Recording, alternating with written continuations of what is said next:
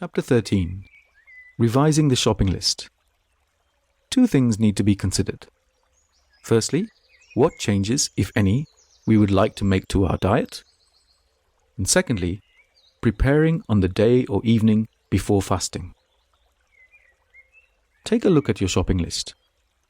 Many people have taken to shopping online over the past couple of years, which is a good thing in my view if it prevents us from being tempted by the senses when we're out shopping, and it reduces traffic on the roads and carbon impact and what have you. However you shop, knowing what you know now, you may wish to think about making some changes. To eat more Tayyib foods, the main changes focus on increasing the amount of wholesome, natural foods without fear of natural fats and proteins if they are naturally occurring. So meat is far better in both health and in halal terms if it is organically raised, not battery farmed. Many people assume halal meat is simply that which has been slaughtered in the name of Allah, but the true meaning of halal also looks at the life lived by the animal. So pay close attention to the way in which the meat has been produced. Signs such as organic, naturally fed meat, grass-fed beef, is far more suited to the philosophy of good treatment that Islam demands, and it's better for you, nutritionally. Even seafood must be thought of in the same way. Farming that harms the environment cannot by definition be a Tayyib way of doing things, yet much of our seafood is caught or farmed very harmfully indeed. For example, most of the prawns people nowadays eat are farmed in shallow water lands which are taken over for farming. Rivers are blocked off or diverted, and artificial shallow pools are created by clearing natural land and destroying estuaries and other natural ecosystems. These lands were previously natural filters of water, such as mangrove forests or estuaries. They provided homes to a large variety of creatures and plants which kept our water and land healthy and in tune with the environment. They were nurseries and habitats for bigger predators and other creatures. The water is now pumped full of artificial nutrients, the land is taken, and those nutrients can't be broken down easily. The farmers who farm this way do so because it's cheap, and they don't get much for their crop because of the buyers and the wholesalers. One or two farmers doing it may not seem much, but we are talking about hundreds of millions of tons of seafood being made in this way. This catches up with the earth. Many of our fish are actually caught extremely wastefully by large commercial trawlers who compete on the open seas, avoiding the attention of authorities. They do full catch fishing, casting massive nets which catch every single living thing within them. And then when they haul the catch in, only about 20 or 30% of the catch is what they seek. The rest, believe it or not, is thrown back into the sea dead. If we did this on land, it would be like sweeping over a forest looking for birds, but then catching all of the elephants, the tigers, the buffalo and everything else, letting them die in the net, and then dropping those animals back onto the forest floor dead. It goes without saying that if you know this is going on, you will be asked by Allah what decisions you made to support or avoid such a practice. Vote with your money. Prefer line-caught or naturally caught seafood. Prefer food that is caught locally by local fishermen, not large elusive companies, which if you do your research, you will find are extremely to hide their methods when journalists or other people try to find out what they do. Coming to our vegetables, well, leafy vegetables and fibrous sources of starch and nuts and seeds are going to be a bigger part of the Tayyib menu. Look especially for green-leaved vegetables. Be aware of how potatoes and rice must be eaten in moderation, and it really is better to use fats and fibrous vegetables and more whole grain foods than to have the amount of rice and white bread that we tend to eat. You might think that these changes are too dramatic. That might seem the case now, but think back to the days when the world knew nothing about potatoes or rice or even corn. Did you know that potatoes and corn were imported from South America around 400 years ago. Even chilies came from South America. Before those things, we ate what was more local. Probably had a more wholesome diet as a result. Oils and fats need a mention. There's nothing wrong with full-fat milk, or butter, or cheese. Fats, eaten slowly, give a sense of fullness, and your body can totally process them as well. Avoid fats alongside sugars, because the sugars is what causes the insulin to rise up and the fat to be then used up to build its own reserves. Evidence also shows that children fed on full-fat milk, as opposed to skimmed or semi-skimmed, have better cognitive function in later years. Artificial fats, and fats which are obtained in harmful ways, are extremely bad.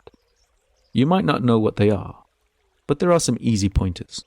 For example, anything which includes hydrogenated fat on the ingredient list is artificial fat. It's chemically processed to make it thicker.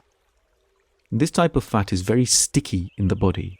It settles in the arteries, contributing to heart disease and blood pressure problems and strokes. Margarine is mostly hydrogenated vegetable oil. Use butter instead, seriously. Use naturally occurring vegetable fats such as those found in olive oil, peanut oil, rapeseed oil, or sesame oil. And watch out for palm oil. Palm oil is everywhere in foods and even in cosmetics. But, unfortunately, palm oil is farmed in plantations which result from clearing vast rainforests and local wildlife. And there are some areas where local wildlife is virtually wiped out because of the demand for cheap palm oil from large businesses which are forcing farmers to create these kind of plantations. You may need to alter some of your cooking techniques a little bit, but most of the people who eat the healthier fat will probably find that it tastes better. And if they too eat slowly and mindfully, reducing the sugar and the carbs, they will feel more full and have better health. And they'll lose weight into the bargain. Our snacks need attention too. So many snacks pretend to be healthy.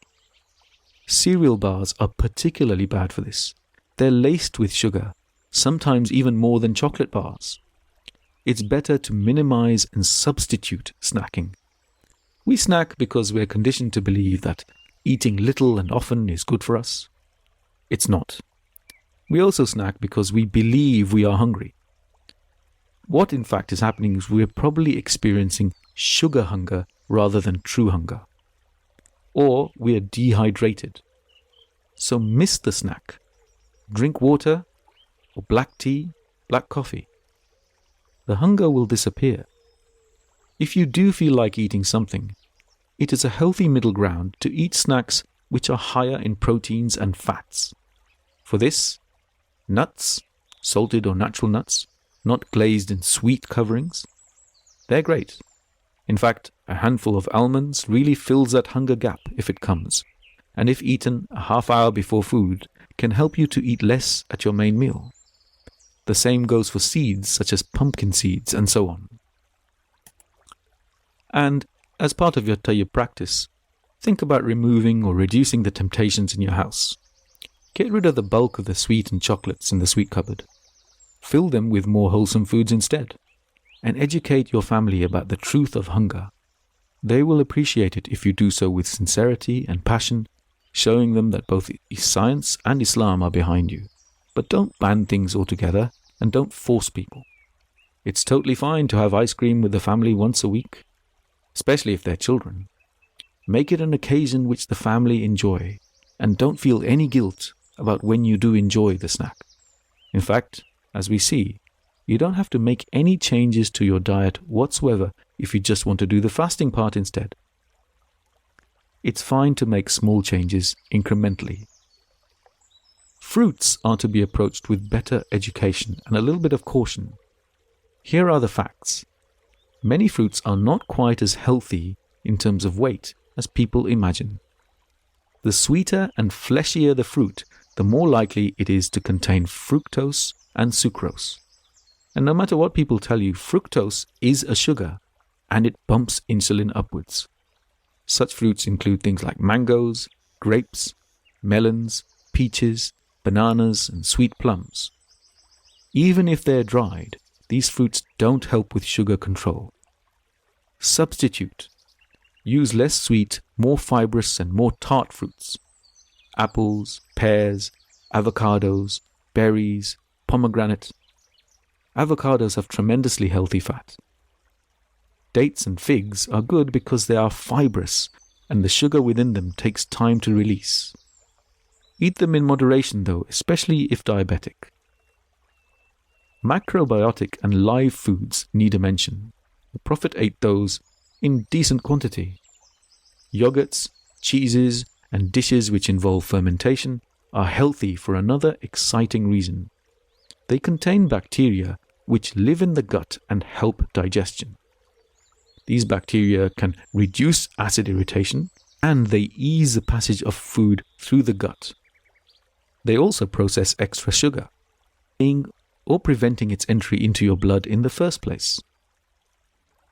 So much research is coming out about the nutrient factors that these natural bacteria release into our blood, which also play a role in many other healthy chemical processes. Emerging evidence would suggest that probiotic foods may have the keys to preventing other diseases such as ulcerative colitis, heart disease, and even depression. The research in this area is growing even as you read this. Consider dosing yourself up with probiotic yogurts, just plain live yogurts, especially if you've been taking a course of antibiotics.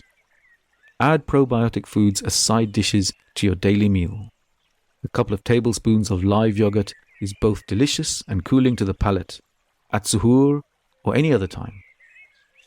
Consider having the live yogurt, especially at suhoor, alongside dates and cheese, for example, or perhaps eggs or unprocessed oats with full-fat milk. These are far better than jam on toast or bowls of cornflakes or other empty cereals. End of chapter.